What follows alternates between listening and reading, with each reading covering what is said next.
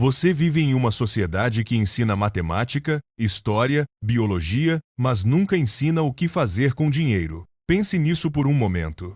Passamos 16, 20 anos dentro de salas de aula, memorizando fórmulas de física, datas de batalhas napoleônicas, células eucariontes e procariontes, mas ninguém, absolutamente ninguém, se senta ao seu lado e explica como funciona a máquina mais poderosa da sua vida adulta: o dinheiro.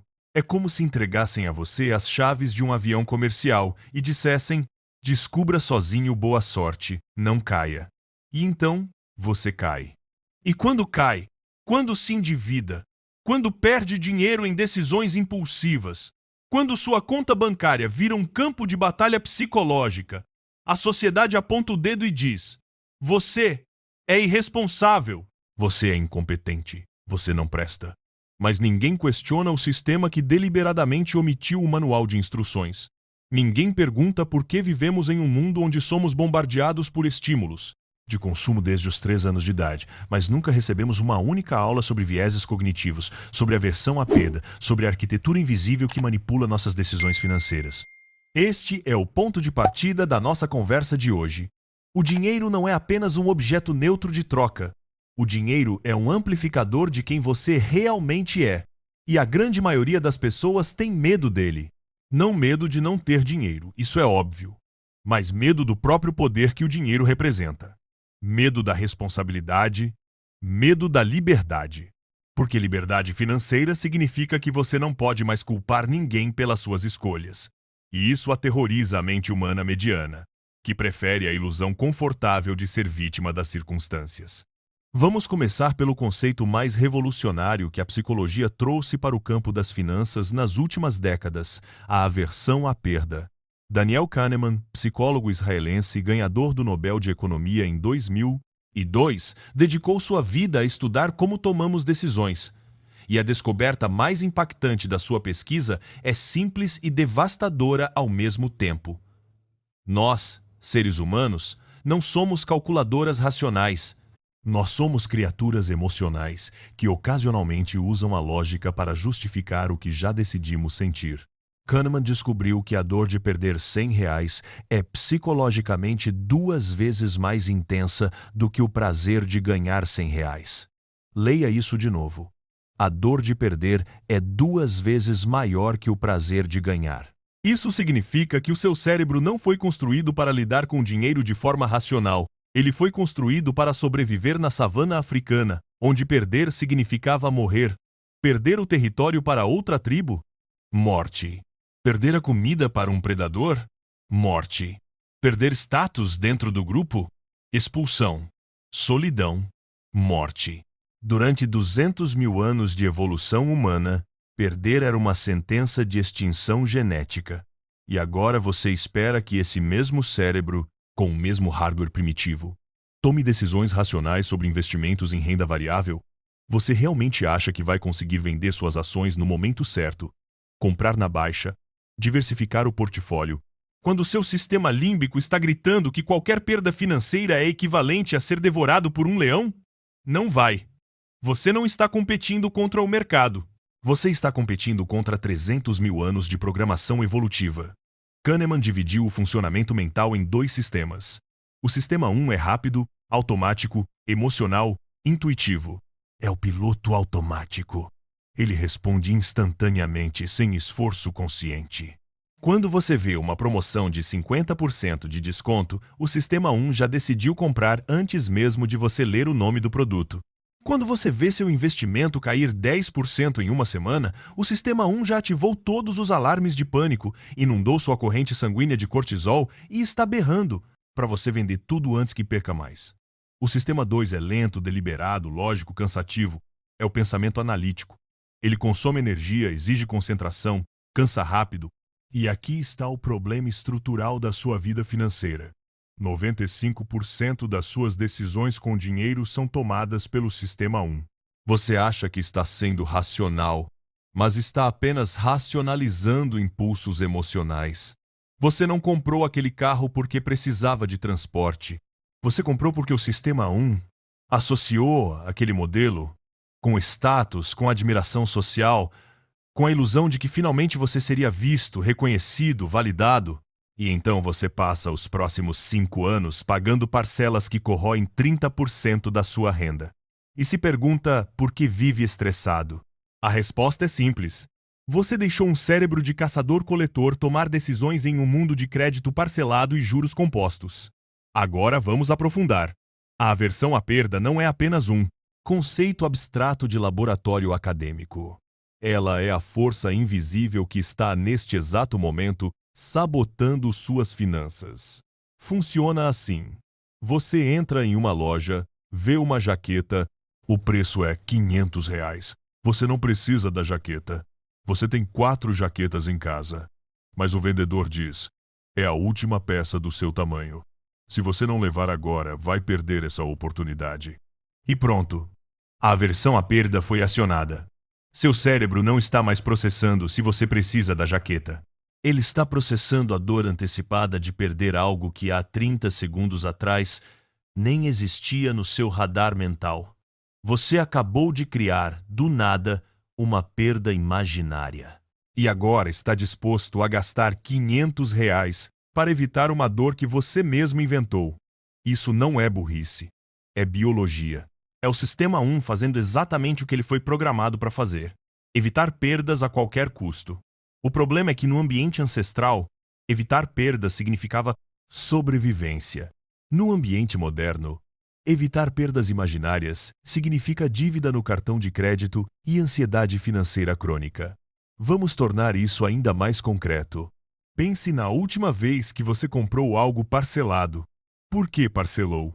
A resposta padrão é: porque não tinha o dinheiro total agora. Mas essa é a resposta superficial. A resposta real, a resposta que ninguém quer admitir, é porque você não queria sentir a dor de perder R$ 1.000 de uma vez. Parcelar em 10 vezes de R$ 100 dilui a dor. Transforma uma perda grande e visível em 10 perdas pequenas e quase invisíveis. O seu cérebro adora isso. Ele prefere sangrar devagar a ser esfaqueado de uma vez. Mas aqui está a verdade brutal. Você está pagando juros para evitar dor emocional.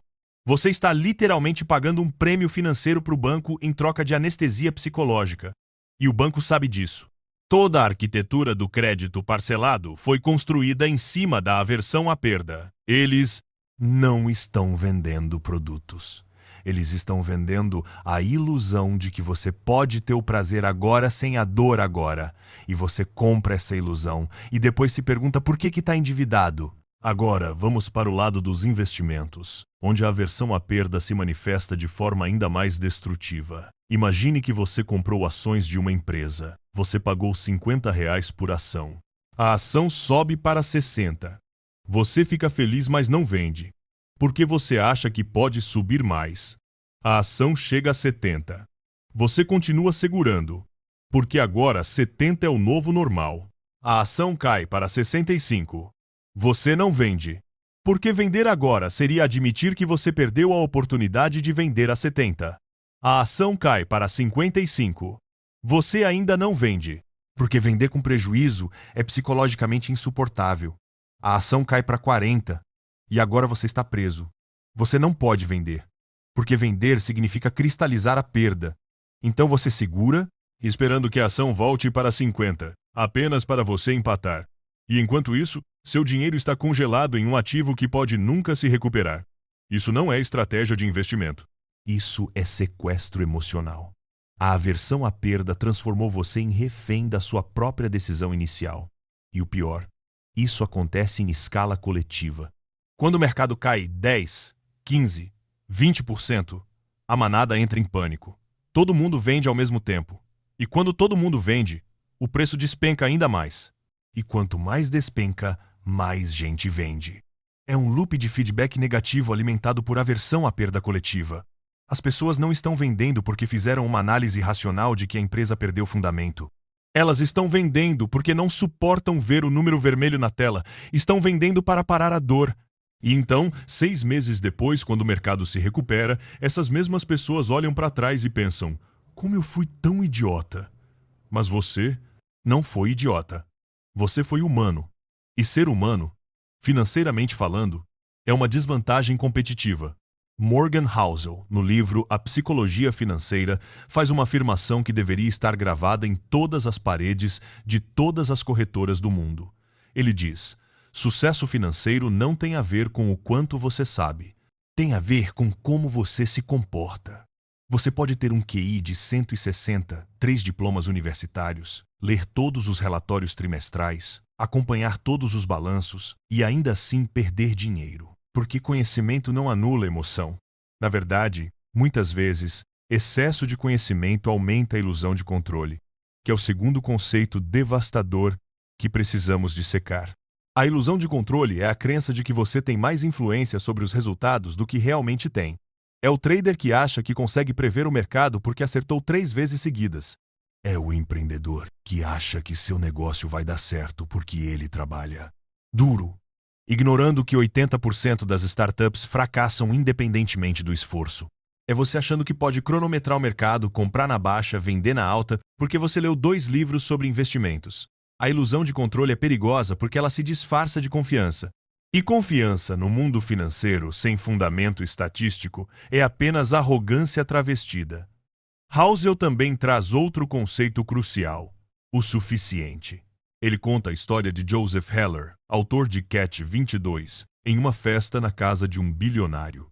Outro convidado provoca Heller dizendo: você sabe que o anfitrião dessa festa ganhou mais dinheiro ontem do que você vai ganhar com seu livro a vida inteira? E Heller responde: sim, mas eu tenho algo que ele nunca vai ter. Eu tenho o suficiente. Essa história é filosoficamente densa, porque o suficiente não é um número, é um estado mental. É a capacidade de olhar para o que você tem e não sentir um vazio dilacerante. É a habilidade de não precisar de validação externa para sentir que sua vida tem valor. E isso, no contexto da aversão à perda, é revolucionário. Porque se você não sabe o que é o suficiente para você, nunca vai parar de perseguir mais. E nunca vai parar de sentir que está perdendo quando não consegue mais. A pessoa que não definiu o suficiente é condenada a uma vida de comparação infinita. Ela olha para o vizinho que comprou um carro novo e sente que perdeu. Ela olha para o colega que foi promovido e sente que perdeu. Ela olha para o influencer no Instagram viajando para Maldivas e sente que perdeu. Ela está em um estado permanente de perda relativa. E aí ela tenta compensar essa perda consumindo. Compra o carro, compra a viagem, compra a roupa, compra a ilusão de que chegou. Mas não chegou. Porque o destino não existe. Só existe o próximo objeto de desejo. Vamos conectar isso ao viés de confirmação, porque agora entramos em território ainda mais traiçoeiro. O viés de confirmação é a tendência de procurar, interpretar e lembrar informações que confirmam suas crenças pré-existentes. Se você acredita que é ruim com dinheiro, você vai notar todas as vezes que gastou mal, vai esquecer as vezes que tomou decisões sensatas. Vai interpretar qualquer dificuldade financeira como prova de que você é incompetente. E aí, o viés se retroalimenta. Você acredita que é ruim com dinheiro. Então age de forma desleixada. Porque afinal, para que tentar se você já é ruim mesmo? E então você continua tomando decisões ruins, que confirmam sua crença inicial, que reforça seu comportamento ruim, que gera mais evidências de incompetência. É um ciclo vicioso cognitivo. E a única forma de quebrar esse ciclo é reconhecer que suas crenças sobre dinheiro não são verdades objetivas. São narrativas. E narrativas podem ser reescritas, mas aqui está o problema. Reescrever narrativas exige esforço. Exige que você acione o porezeiro.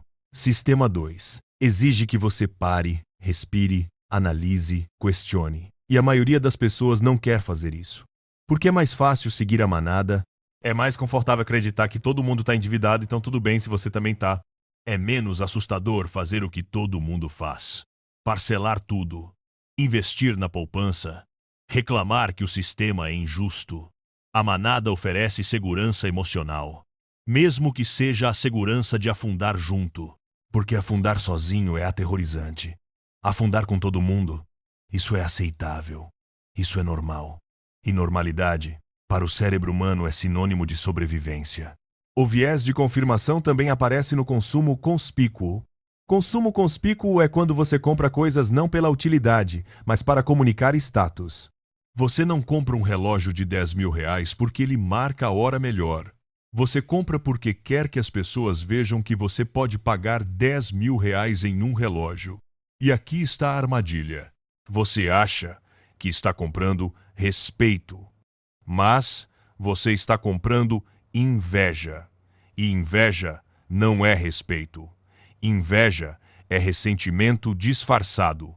As pessoas não vão te admirar. Elas vão te julgar. Vão pensar: ele está se exibindo.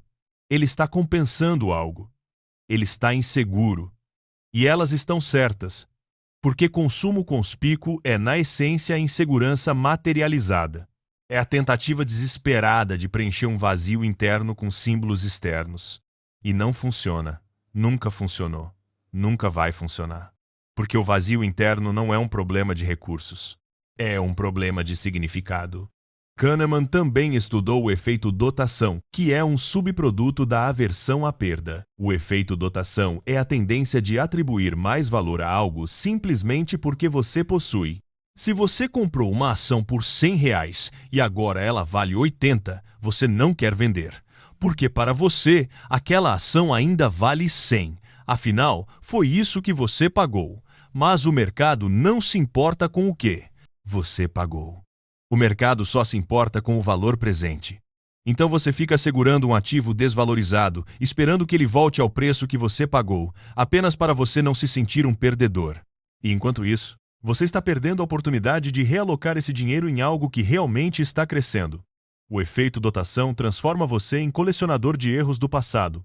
Você não está investindo, você está embalsamando decisões ruins. Agora vamos para a solução, porque até agora eu descrevi o problema, e problemas sem soluções são apenas lamentos intelectuais. A solução não é tentar controlar suas emoções. Você não vai conseguir. Você não é um monge budista com 40 anos de meditação. Você é um ser humano comum com contas para pagar e ansiedade latente.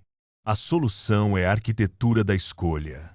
A arquitetura da escolha é o design intencional do seu ambiente para que as decisões certas sejam automáticas.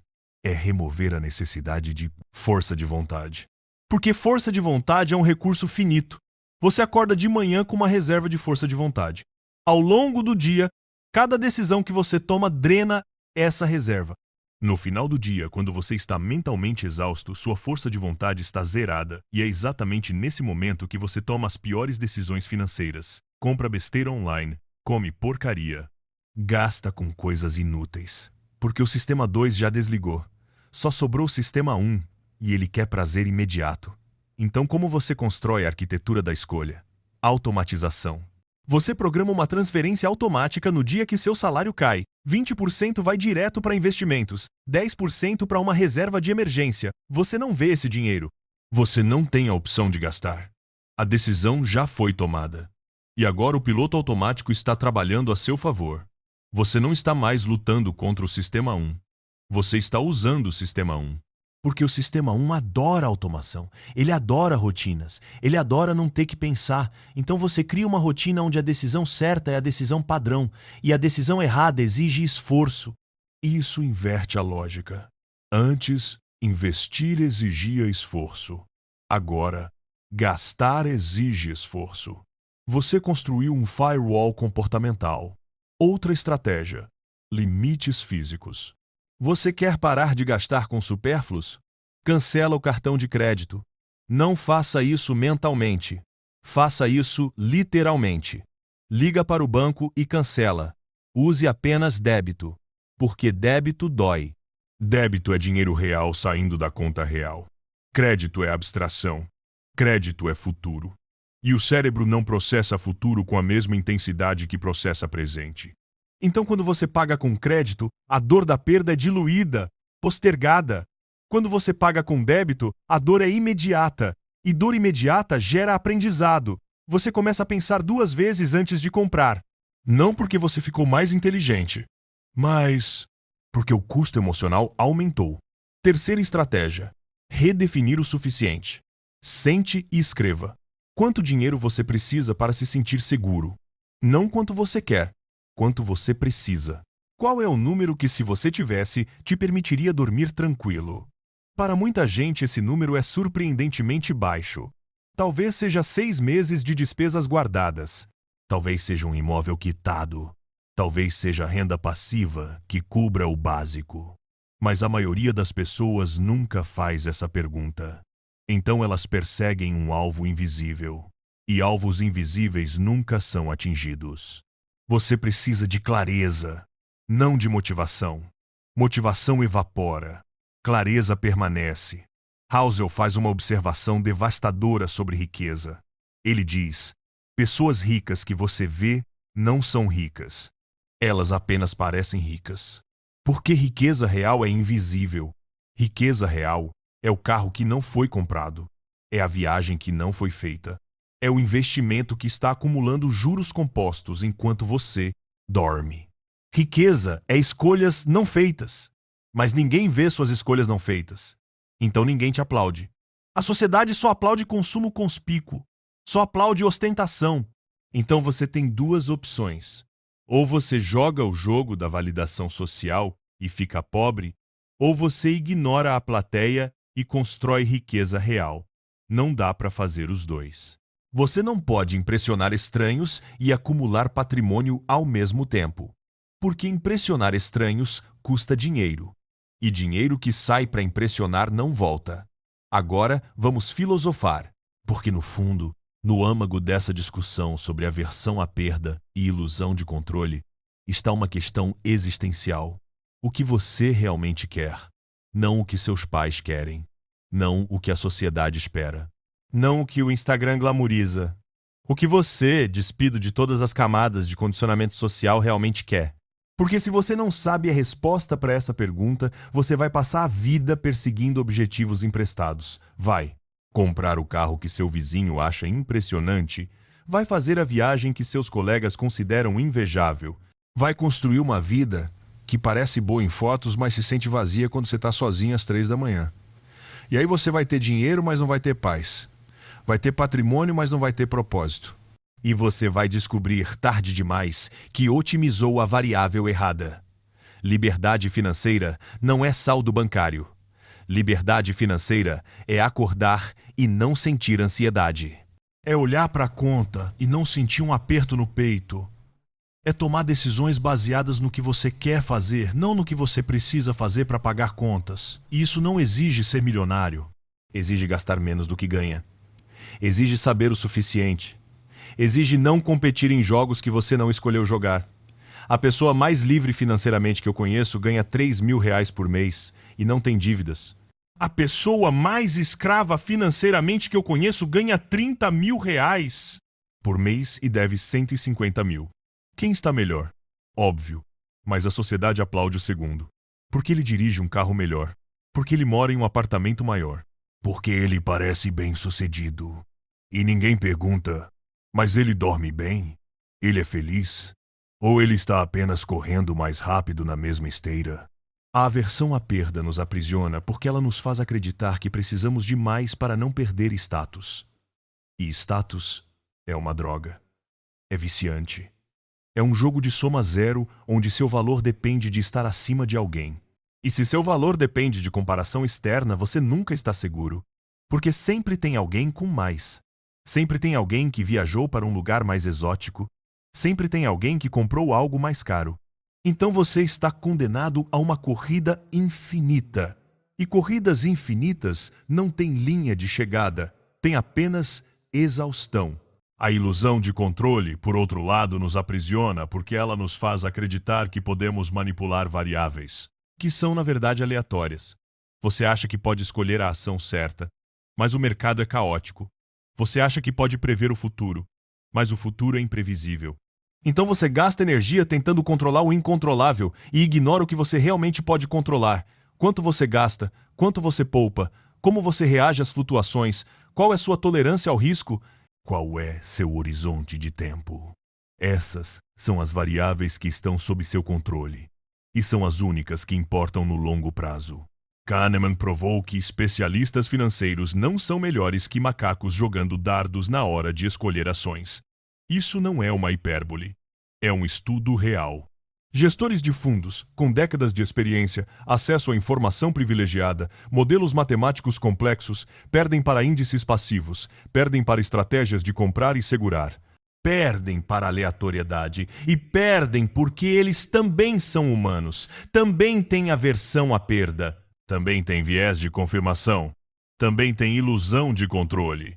A diferença é que eles cobram 2% ao ano para perder seu dinheiro.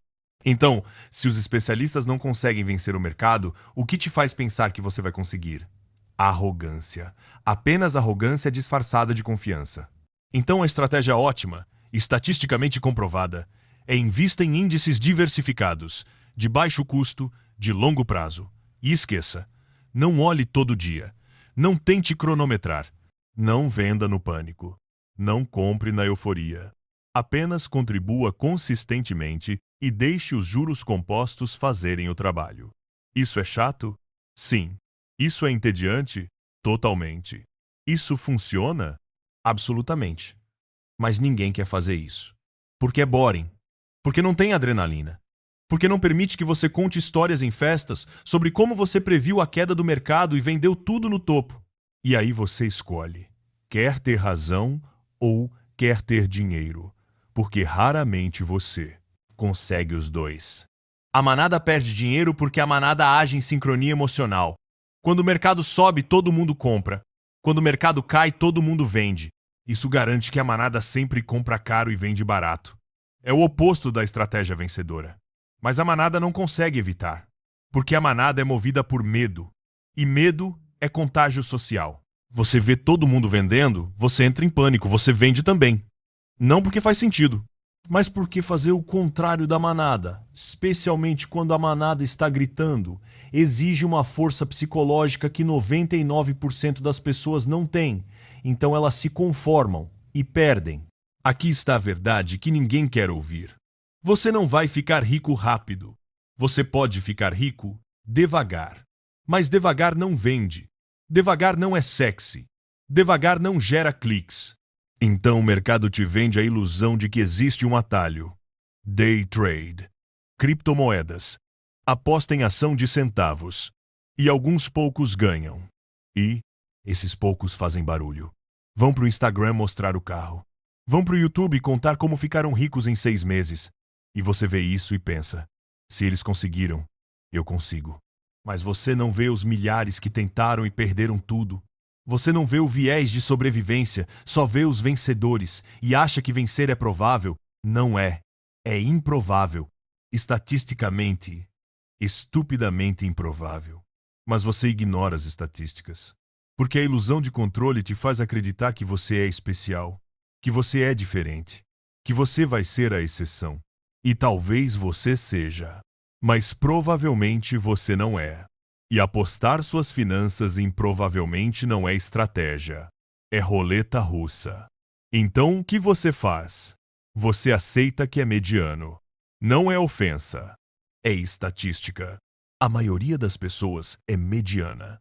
E pessoas medianas que seguem estratégias entediantes e consistentes acumulam patrimônio.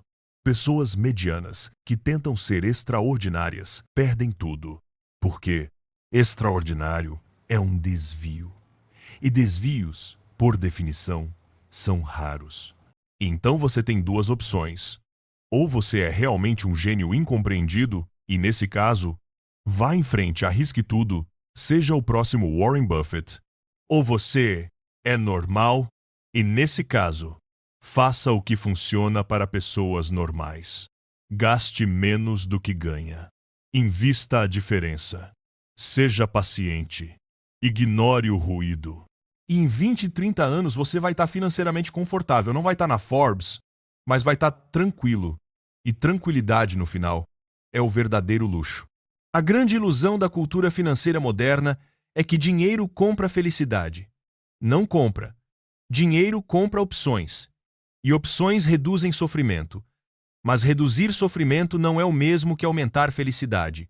Felicidade vem de significado, vem de relacionamentos, vem de autonomia, vem de mestria, vem de contribuição. E nenhuma dessas coisas pode ser comprada. Podem ser facilitadas por dinheiro, sim, É mais fácil ter autonomia quando você não está desesperado por salário. É mais fácil desenvolver mestria quando você tem tempo livre. Mas o dinheiro é meio, não fim. E confundir meio com fim é a receita para uma vida rica e vazia. Então, voltando ao começo, você vive numa sociedade que não te ensinou a lidar com dinheiro. Mas agora você sabe.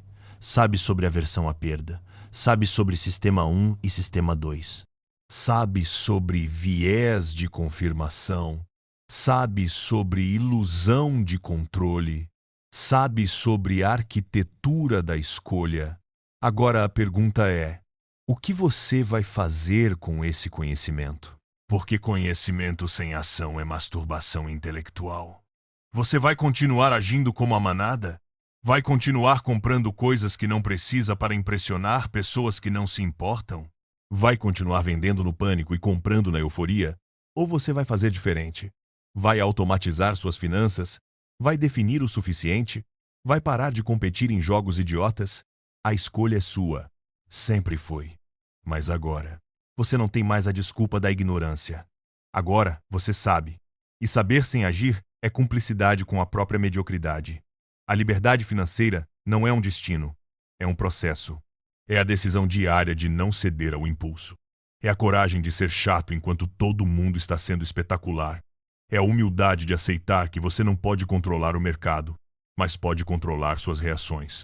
E no final, quando você olhar para trás, não vai se lembrar do carro que comprou. Vai se lembrar da paz que sentiu, da segurança que construiu, da liberdade que conquistou. E vai perceber que o verdadeiro luxo nunca foi status, sempre foi escolha. A capacidade de acordar e escolher. Escolher onde trabalhar. Escolher quanto trabalhar. Escolher com quem passar tempo. E essa escolha, essa liberdade existencial, é o que o dinheiro bem administrado compra.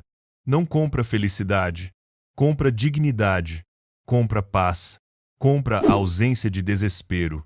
E no mundo moderno, onde desespero é a norma, ausência de desespero é revolução.